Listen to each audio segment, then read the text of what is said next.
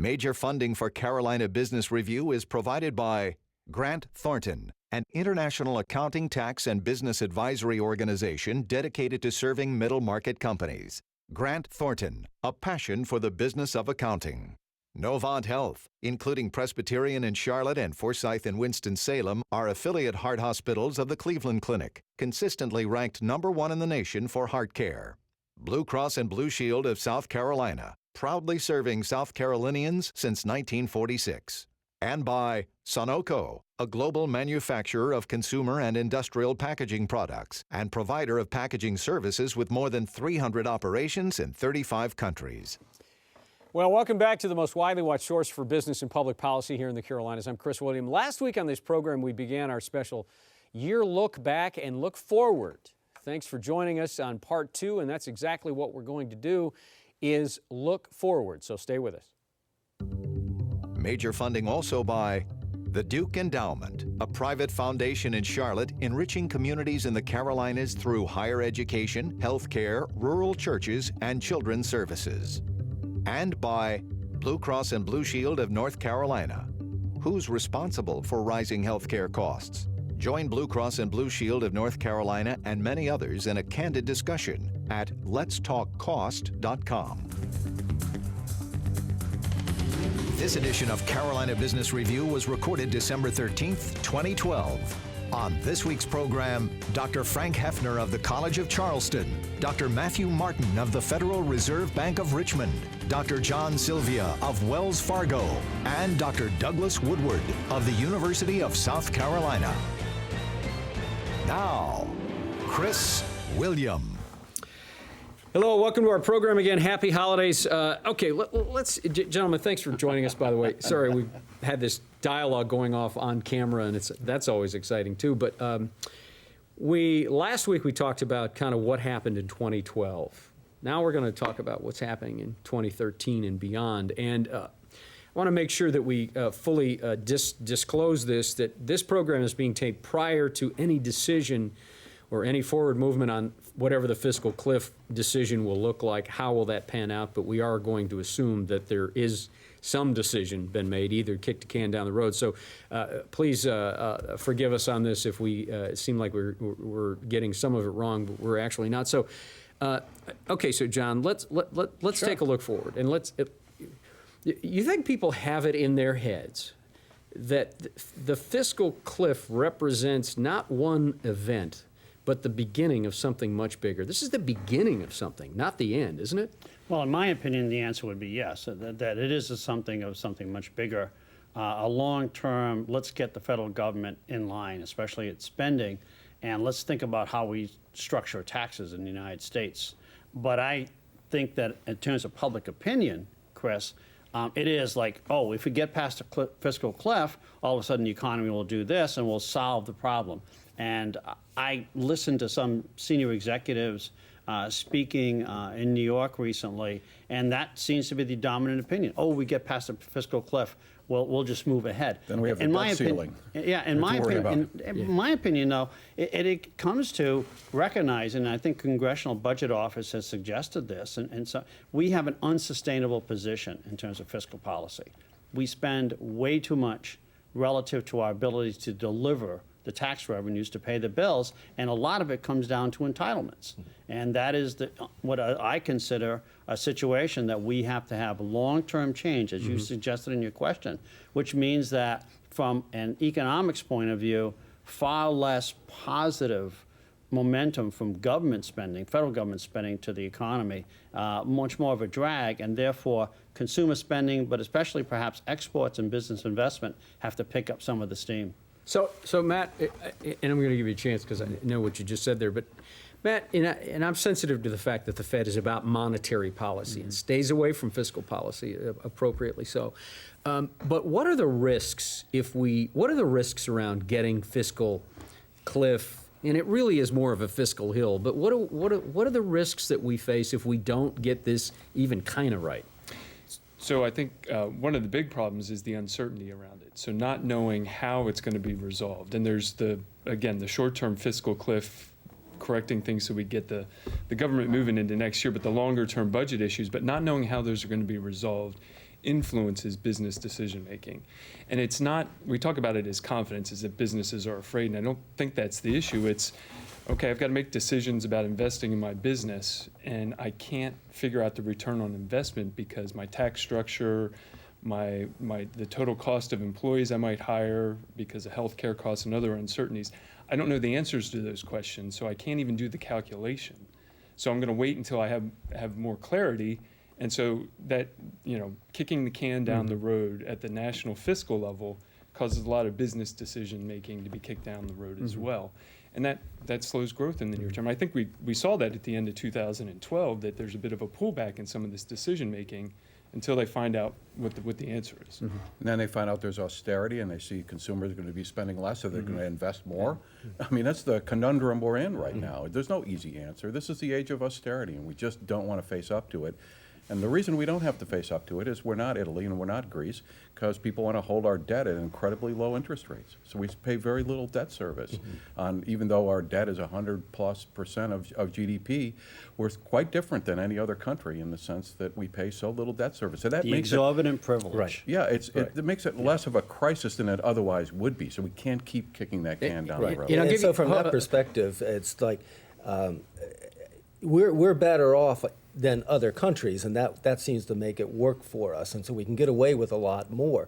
And so even though there are possible threats that maybe we won't be investable in the future, where else would foreign capital go in the world, We're the safe basically? haven. I mean, we're the safe haven no matter what happens. So the bulkhead of the quality of the U.S.'s debt is really the only thing that's kept us at this point. We'd have interest rates like Italy, 7%, 8%, Yes. and then it would be punishing. Then it would cut into everything. But we Okay. also benefit, Chris, from China and Japan trying to stabilize their exchange rate, and therefore buying treasuries to stabilize the exchange rate. So there are two huge global forces that really have helped keep long-term interest rates in line, and therefore has helped support housing and other investments in the United States. So let's go back to the summer of 2011, when Congress could not come together by the 12th hour on the whole idea of raising the debt ceiling. We went past that, of course, you all know this, and the U.S. Lost some credibility in their bonds. So I want to ask you this question. I want to say certainly the downgrade, and the downgrade again is possible under certain scenarios, as we all know. But the downgrade was one thing, but wasn't the idea, this whole notion that Congress could not agree, couldn't find their way forward, wasn't this even a larger loss of confidence in those who make public policy around this? Well, I think what's happened is that's been exasperated since then. But hitting the debt ceiling was nothing new in the history of the United States fiscal policy. I mean, we've done that multiple times. What was new was the possibility that someone might say this implies our bonds are not AAA rated anymore, which I found absolutely ridiculous, because if ours aren't triple rated, who is? And so the downgrading didn't make sense to me, but I think what it did is it sent a signal that we can't come up with answers to the very, very difficult questions. And part of the problem is they are very, very difficult, and they require... Can't we come up with answers, or can't we come up with consensus? Don't we have the answers? Oh, there are lots somewhere in here? well, they're neat, plain, simple answers. I'm not too sure anyone wants those. Who wants to cut the military? Right, and who wants to cut Social Security? And who wants to raise taxes and raise taxes? I mean, so there are some very simple solutions. It's just a question of how do you get We those blame going. the politicians, but the voters really don't want any of this to happen either. They'd rather have it just go away. But I know this is a week after the fiscal cliff has been resolved, but I want to say one thing. Maybe not. No. What we keep forgetting is it will be resolved. That's it is either resolved. by the market, it's funny how reality forces itself on us when we don't want to face it. So what happens is the rules are very simple. If the Congress does not come to a consensus of some kind, the rules establish what will happen. Right. There will be automatic tax increases in some sectors. There will be automatic budget cuts in other sectors. And those are already laid out. There's no uncertainty in that. So if they don't come to a agreement of some kind, we know what that outcome is. We're calling it a cliff because it looks so cataclysmic that we're going to fall off. But to some extent, that would give us certainty. The certainty is there's going to be austerity one way or the other. Right. And there's going to be pain. Yes, there's I going to be pain. don't want to call it austerity as much. There's going to be pain. And as a result of that, we've Right. downgraded our forecast from last year. I mean, we For predicted growth? Yeah. We had 2%. We were accurate on that last year. The in state terms of growth for employment. South Carolina? Yeah, that's employment growth. About 3.5% to 4% on personal income. But take a percentage point off of that easily on employment growth. We just don't see it. Consumers aren't going to be there like they were. With the payroll tax cut going away, takes money. We know that's going to happen. Then you have the unemployment benefits that are going to expire. None of this is good for consumption, the biggest part of our economy. I don't think that inspires confidence among investors. But I would say, when you talk about austerity, what to me as an economist, looking at the overall economy, and again we talk about investment and exports, austerity means a changing in terms of the distribution of government spending and the amount of government spending, and that changes society. That means that over the last 30 or 40 years, we've had a society that's gone in this direction, and now we're going to have to think about redefining that, particularly, again, entitlements. Well, thank you for serving that up, John, because that is a point, and this is more of a public policy issue. So what happens to these NGOs? What happens to the philanthropic industry as if charitable deductions are cut, if it's even harder to raise money to help those indigent and those at risk, what happens when the safety net is gone? Where do these folks end up? Not gone, but lessened. Okay. Charitable deductions lessened. It's going to mean hard decisions. What are your priorities? It's going to force a state like North Carolina to make some tough decisions. They're going to get less federal government money, and they're going to have to think about what are my priorities and how do I spend money. It's going to be a different society. It's not going to be a significantly different world, but it's going to be modestly different. And I think that's what makes so many people uncomfortable, is that for the last 30 or 40 years, we've made promises on Medicare and Social Security and a lot of other entitlements in government spending that at 2% growth or less in the economy, we're not going to be able to deliver. And that is the hard lesson of the U.S. economy in 2013 and going forward. And we talk about the fiscal cliff as being bad for the economy. There is that short-term pain issue, but we know the long-run pain would be worse if we don't try to fix it somehow. And to John's point, it raises some interesting prospects. So if you have to scale back entitlements, maybe, and a lot of them are means-tested programs, maybe the threshold is lower for when you sort of phase them out. Those are higher marginal tax rates at that point. So you affect the decisions about whether to look for work or not. Imagine someone who you lower the threshold maybe for food stamps, and all of a sudden they have an income level that before was under the threshold, now it's above it. They effectively have a huge tax increase because they've lost that benefit. Yeah, it's going to cause a lot of jostling in the economy. At the margin, this whole, again, we mentioned it earlier in the prior segment, 138% of poverty. I mean, that's where that creeping... That's Medicaid. So then it'll be 140, 100. So this is an entitlement that will that's the problem. expand in Getting those 2014. percentages down to reduce that subsidy. Yeah, Medicaid is a huge issue this year because states are going to have to decide what to do with it, whether to accept it or not. Most states are going to. Carolinas are on the fence. Actually, South Carolina is opposed, doesn't want to expand the Medicaid. But that's an entitlement that will grow for most states, paid for 100% through 2017 by the federal government. So a huge number So of that's poor where people are going one to come. change may come at the federal level. Well, and let's talk about, so, I kind of cut you off in the first segment about healthcare and about the state exchange, Yeah. healthcare exchange. It's a big issue. But let's come back to that because Obamacare, Medicare, Medicaid, Medicare payments are going to be an issue. South Carolina Governor Haley said no to a state exchange, and so what does that mean for South Carolina if they're not going to have a state healthcare exchange? How does that affect the way that healthcare is deployed? Well, you'll be required to get health care, so you'll have to go on the national exchange. There'll be a national exchange set up, and South Carolinians would do that. So we're not setting up our own state. We're not going to administer that. That's where most people are going to go. If we don't accept the Medicaid money for the poor, then if you're poor enough, you don't have to have health insurance. We will still have uninsured people. And one thing that people don't know about Obamacare, the ACA, the Affordable Care Act, is that payments that are made to hospitals right now for uninsured, they have a program for that. It's called DISH. And that's going away under Obamacare. So now people are going to go into the emergency room if you don't accept Medicaid without insurance, and then hospitals can't make that up. So that's a big business in our state. And they're very vulnerable to this right now. They're getting federal money that's going away. They're going to have all these people coming into the emergency room without any way to pay for that. And you have to accept them in the emergency room. You have to accept it. And so that's the other problem. So, You know, I had a big issue. I had a dialogue with an administrator for one of the largest healthcare systems providers in the Carolinas, and what this person said to me was that rules are being written now, rules will be written soon, and we don't even know how that's going to affect the way that we deliver care, not just to the indigent, but to everyone. So if there's that much uncertainty here, what kind of drag isn't even the right word, but Frank, what kind of effect is this going to have on the economy that we're already talking about, that we're going to be forced to be more austere Well, about? Matt alluded to that already, and that, you set up, there's a guideline that sets a direction, but the devil's in the details. And so if a hospital, for example, cannot figure out what next year's payment is going to look like for the delivery of services, then how do they make a rational decision on expansion, buying equipment, or what are they going to do? So it's really a challenge for everyone to make a one-year business plan. It's going to be very, very difficult to do for anybody. And the problem is making a mistake is going to be catastrophic, and that you could... Or certainly more punitive. And I would Very say, punitive, and I yes. would say, Chris, there are two symptoms that we see in the economic data that reflect this uncertainty. One, a lot of the employment is temporary. A lot of the jobs that have been created in the last 6 to 9 months have been temporary jobs. Second, a huge drop-off in capital goods orders.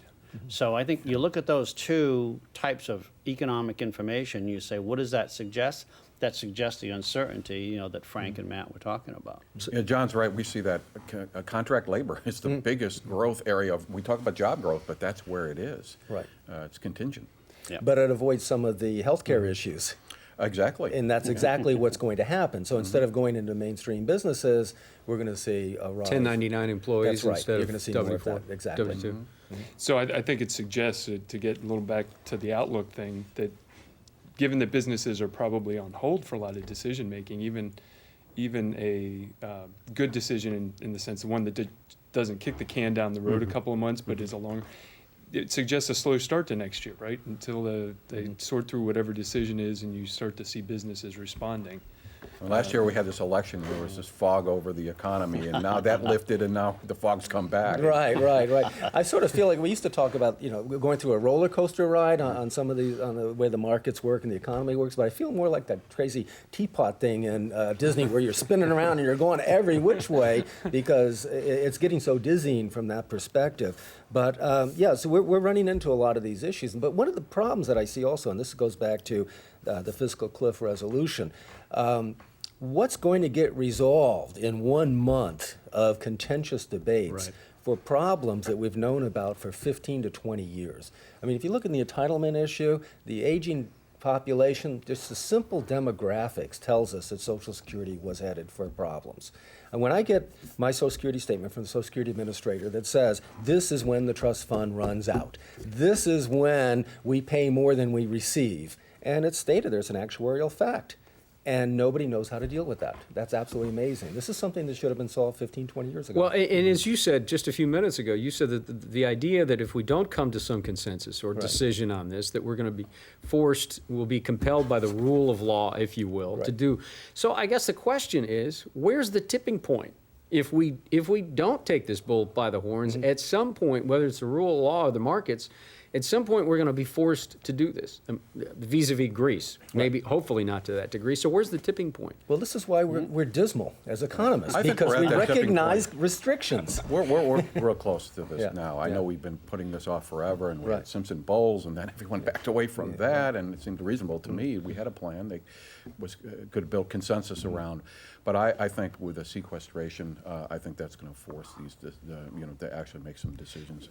I'm thinking we're going to start the process of resolving that in 2013. Okay, well, let's launch off that. Instead of being dismal, let's look at some of the bright spots. What is the bright spot? Housing market? Housing, autos.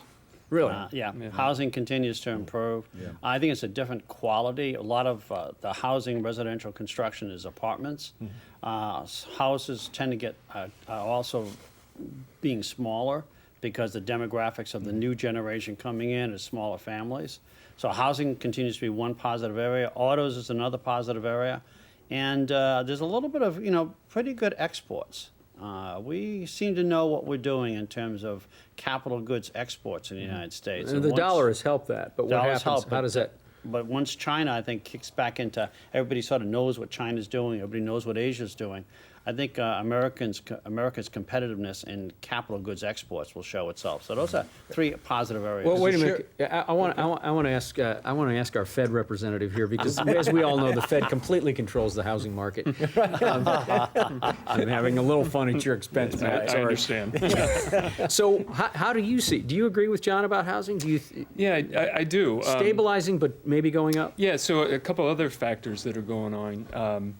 We're finally working through in a lot of markets the foreclosure bubble, right? So those are the number of distressed properties on the market is finally starting to ebb a bit, which means pricing's finally starting to firm up, and that starts to bring some more people in. In the meantime, you've got investors buying up houses as well, and that's helping clear some of this stuff off the market.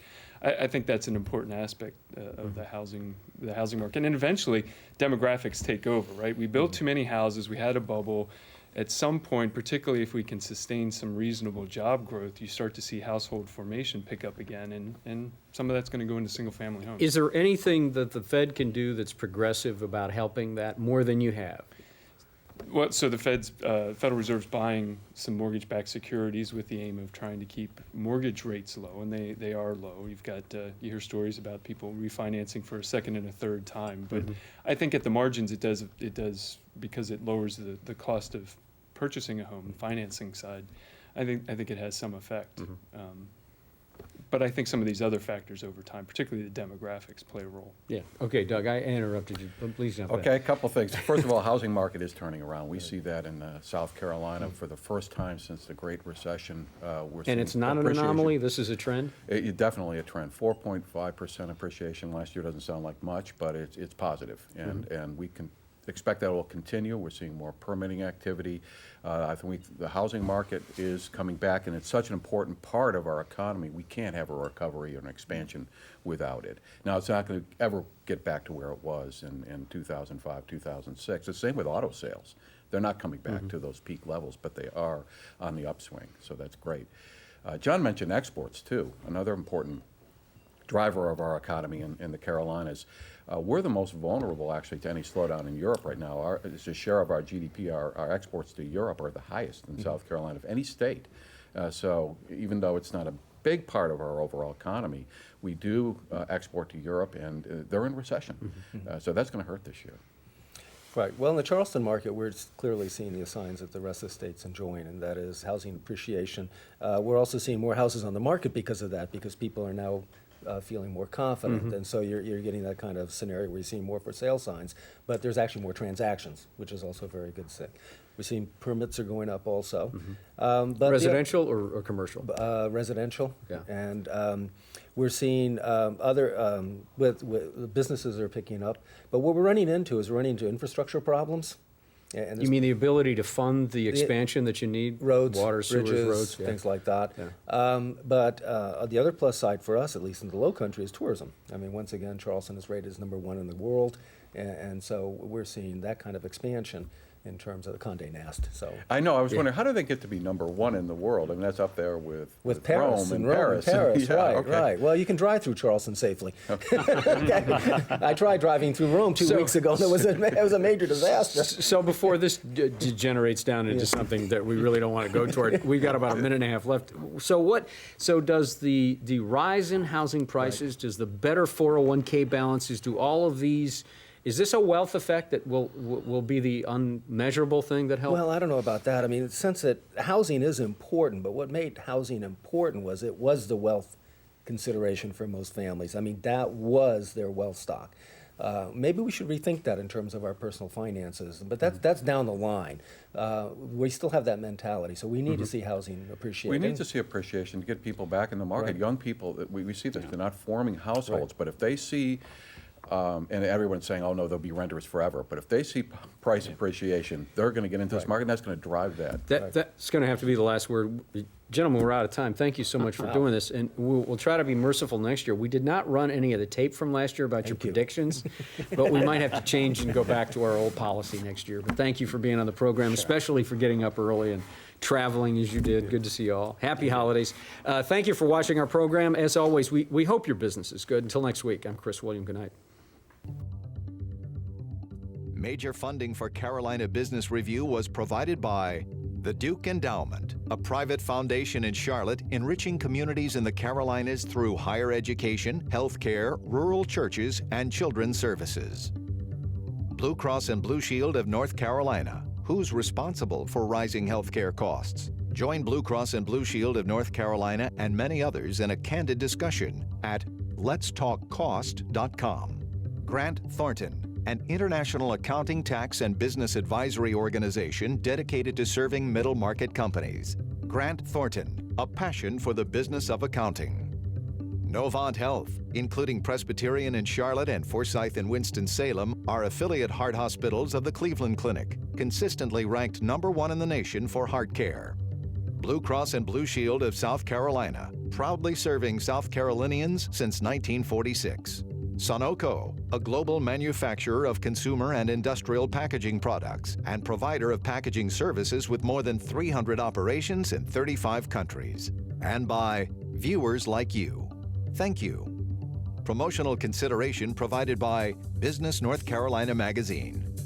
For more information, visit carolinabusinessreview.com.